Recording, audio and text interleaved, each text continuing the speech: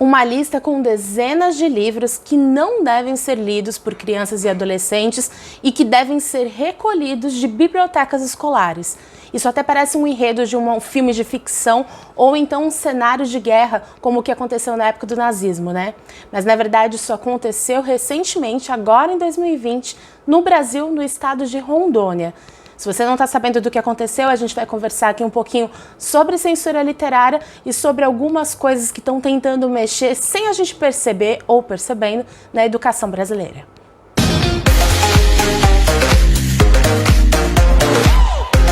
Oi gente, tudo bom? No dia 6 de fevereiro vazou um documento que estava somente disponível no sistema de informática da Secretaria de Educação de Rondônia, que dizia o seguinte: solicitamos aos senhores que verifiquem nos kits de livros paradidáticos encaminhados às escolas para compor o acervo das bibliotecas os livros relacionados no adendo ID e procedam com o recolhimento dos mesmos imediatamente, tendo em vista conterem conteúdos inadequados às crianças e adolescentes. Então esse documento tinha sido enviado para os coordenadores regionais de ensino e por algum motivo foi vazado, provavelmente alguém que não concordava com isso, e junto desse ofício vinha anexo uma relação de 43 livros que deveriam ser retirados das bibliotecas, dos kits que seriam enviados para os alunos. Não bastasse isso, nessa lista estavam diversos livros importantíssimos da literatura nacional e mundial. Por exemplo, tem aqui na lista Memórias Póstumas de Brás Cubas, do Machado de Assis, Macunaíma, do Mário de Andrade, Os Sertões, de Euclides da Cunha, O Castelo, de Franz Kafka e Contos de Terror, de Mistério e de Morte, do Edgar Allan Poe. O secretário de Educação, quando questionado sobre isso, o Swami Vivekananda, é o secretário atual de Estado da Educação em Rondônia, ele disse que não fazia ideia desse documento, disse primeiramente que era falso. Quando foi questionado que estava no sistema de ensino, no sistema de informática da Secretaria de Educação, ele colocou logo na sequência como confidencial, como secreto, então ninguém mais teve acesso a esse documento, e ele alegou que na verdade o documento era verdadeiro, mas como ele estava fora da secretaria, não tinha passado por ele aquele documento e que não teria validade. Então eles voltaram atrás nesse documento. Inicialmente ele tinha alegado também que o documento era um rascunho. Recentemente, há uns dias atrás, um pouco depois dessa polêmica, foi divulgado que, na verdade, esse documento, além de ser verdadeiro, ele foi provocado por algumas denúncias que fizeram junto à secretaria de um livro específico do Rubem Fonseca.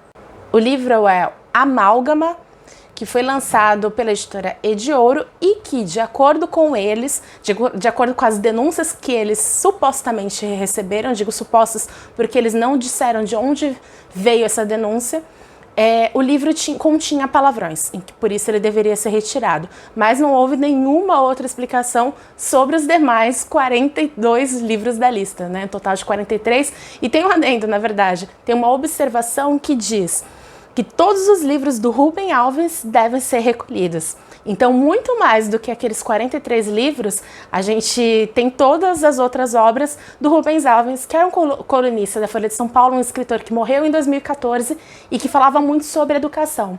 E um dos principais temas dele era criticar o atual sistema de ensino brasileiro.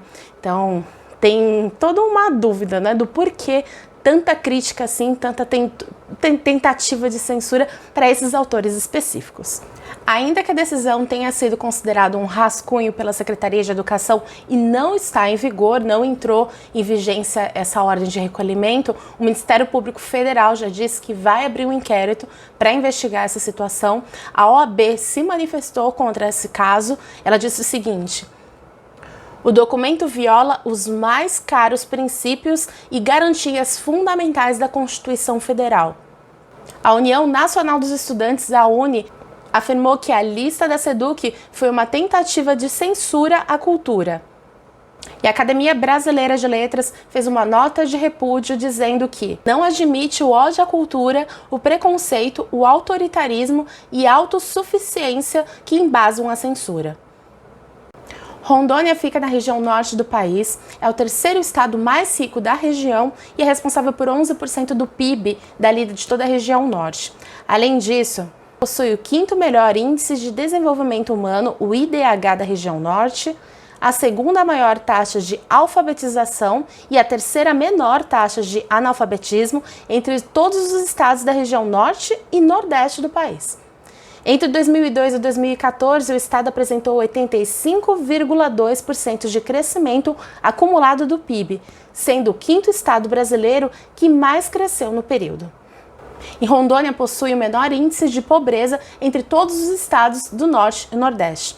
Ou seja, é um estado muito promissor, que apesar de ser um estado novo, ele foi descoberto, foi definido como um estado em 1981, ele tem um grande potencial. E isso também se vê na questão de educação. Então, o que dá a entender nessa situação é que o povo pensante, o povo que lê, o povo que se informa, questiona. E um estado tão promissor como esse tem tudo para de fato crescer, de fato ser um estado com uma movimentação cultural, uma movimentação política muito grande. E isso causa um certo preconceito, uma certa preocupação, na verdade, essa palavra. O atual governador do estado de Rondônia é o Marcos Rocha, que é do partido PSL, o antigo partido do nosso atual presidente Jair Bolsonaro. Inclusive, ele já se declarou que pretende mudar de filiação também para o Aliança, que é o atual partido. Esse presidente, a gente já sabe que se envolveu em diversas polêmicas relacionadas à cultura e educação, começando pelo secretário de Cultura, que tinha, ministro no caso de Cultura, que fez algumas declarações de apoio ao nazismo. Já teve também a polêmica do ministro da Educação, que errou várias palavras, digitou muita coisa errada também no Twitter.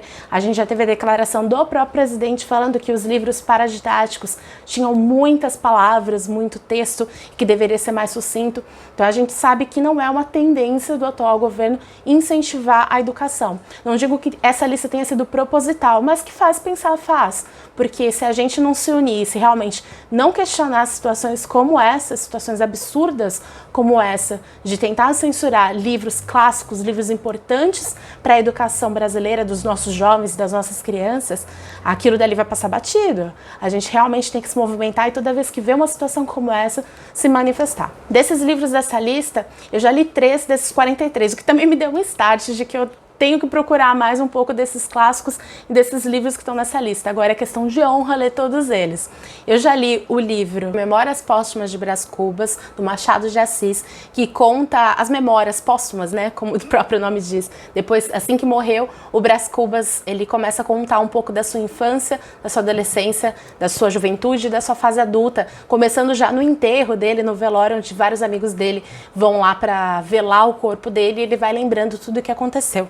A importância dessa obra também pode ser dita porque, além de escravidão e de lutas pelas classes sociais, o livro também fala sobre o cientifismo e o positivismo da época, chegando a criar, inclusive, uma nova filosofia, o humanitismo, que é uma sátira à lei dos mais fortes. Então, é uma grande obra que faz o quê? Pensar. As pessoas não gostam de povo que pensa, né? Além disso, eu li também o livro Macunaíma, que é do Mário de Andrade, e narra a história do herói índio Macunaíma, que é ajudado por seus irmãos e outros personagens do livro em busca de uma pedra mágica, o Muiraquitã. Macunaíma é geralmente considerado um fruto do modernismo brasileiro, um movimento que procurou romper com as tradições. Mais do que a obra Macunaíma, o seu autor, o Mário de Andrade, foi um ícone dentro desse movimento modernista, e ele acreditava que a cultura, a educação deveria ter um papel social, mais do que até estético e cultural, que ele deveria ter um papel útil e construtivo na sociedade. Então, de fato, ele acreditava que a literatura mudava a percepção que a gente tinha de coletivismo e de sociedade. E isso estava muito impregnado nas obras dele também. E outro livro que eu li dessa lista é o Histórias de Amor, do Rubem Fonseca, inclusive eu tenho ele aqui, e ele é uma coletânea de diversos contos, histórias de amor, mas tem algumas coisas meio polêmicas, que envolvem religião, homossexualismo. Ele tem uma característica, o autor ele tem uma característica meio de falar a verdade, de uma forma crua e nua, também sobre erotismo, e tudo isso provavelmente foi um dos motivos que tenham colocado esse livro nessa lista.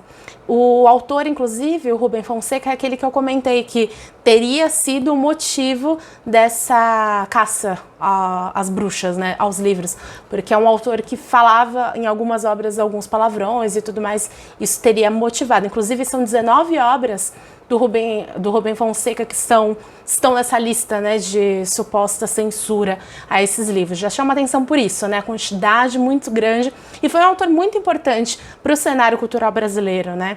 Então, sou estranho, apesar dessa justificativa, me soa muito estranha a quantidade de obras censuradas desse autor, e esse livro é muito bom. Eu acho que eu já deixei aqui expressa, através dessas informações que eu fui jogando, um comentário ou outro no meio, a minha indignação dessa lista que foi vazada.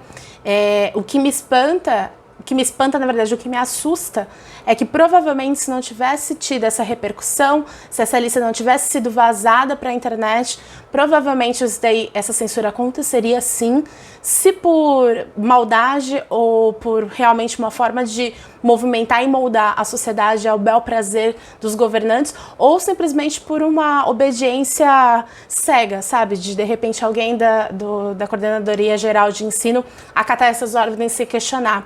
Isso me preocupa, porque aconteceu isso em Rondônia, isso pode acontecer em qualquer outro lugar do Brasil. Então a gente precisa ficar de fato atentos às coisas que acontecem na educação brasileira, na cultura brasileira. A gente está, como eu comentei num outro vídeo que eu lancei um tempo atrás, infelizmente até por um assunto parecido, que foi pela tentativa de censura dos livros com temática homossexual na Bienal do Livro do Rio, em 2019. Vou deixar aqui o vídeo linkado. A gente conversou bastante sobre isso. E infelizmente, como eu comentei daquela vez, a gente precisa ficar atento, porque isso acontece. Isso não deveria acontecer, porque a censura só leva realmente ao empobrecimento intelectual da sociedade, e se a gente deixar com que isso passe uma vez, uma outra, a gente se calar, isso realmente vai virar uma rotina, e com o tempo muitas pessoas não vão nem perceber que isso acontece. A literatura, ela é importante, como eu sempre falo nas minhas palestras, eu dou muita palestra em escola, eu sou escritora e sou jornalista. Então, muitas vezes eu sou convidada, eu tenho um programa, um projeto de conversar com jovens para mostrar justamente a importância da literatura na vida dos jovens. Uma coisa que eu sempre destaco nessas palestras é que a literatura, ela não é somente para entretenimento, ela também é. E a gente tem que aceitar que a literatura é um entretenimento tão bom quanto, ou talvez muito mais, do que as obras audiovisuais e tudo mais. Mas não só para isso. A literatura, ela é muito importante para a gente se defender. E eu acho que essa é a maior característica dela. Porque quem lê sabe discutir, quem lê argumenta, quem lê tem informação, quem lê tem dúvidas, e quem tem dúvida questiona. E é isso que a gente precisa sempre. Então não duvide da importância da literatura, questione quando alguém te fala que tal livro não deve ser lido. Por que não deve ser lido? Então, sempre esteja atuante e perceba que realmente a literatura é muito importante. Tá, uma prova disso é essa tentativa de censura. Se alguém está tentando te proibir de algo, tem um motivo para isso. E aí só basta a gente se questionar qual é esse motivo. Então leiam sempre. Pega essa lista dos 43 livros censurados, ou que houve a tentativa de censura, e leia eles. Eu já coloquei aqui na minha lista, na minha wishlist, alguns eu tenho aqui, mas ainda não tinha lido, mas todos eu vou ler. Faço questão, agora é uma questão de honra. Então tente fazer o mesmo também, porque com certeza isso vai fazer muita diferença. E se você assistiu até aqui, gostou do vídeo, deixa um like, comenta também o que você acha sobre essa situação, se você também tem uma opinião formada sobre esses casos, ou já leu alguns desses livros, comenta aqui pra mim. Se você é de Rondônia também, comenta. Vou querer muito saber como é a realidade do ensino lá no estado. E também, se você não conhece o canal, clica aqui embaixo para ver as playlists. Tem bastante vídeo falando sobre literatura, que é a minha paixão. Eu realmente amo muito isso. Mas também tem bastante vídeo sobre cultura pop, sobre seriados, sobre cinema de uma forma geral. Então se inscreve aqui no canal, dá uma conferidinha. Me siga também nas redes sociais, eu vou deixar tudo aqui embaixo marcado. Espero que vocês tenham gostado, vamos trocar opinião, vamos sempre ler. Não esqueçam que essa é a principal mensagem aqui desse vídeo. E vejo vocês no próximo. Um beijo e até lá!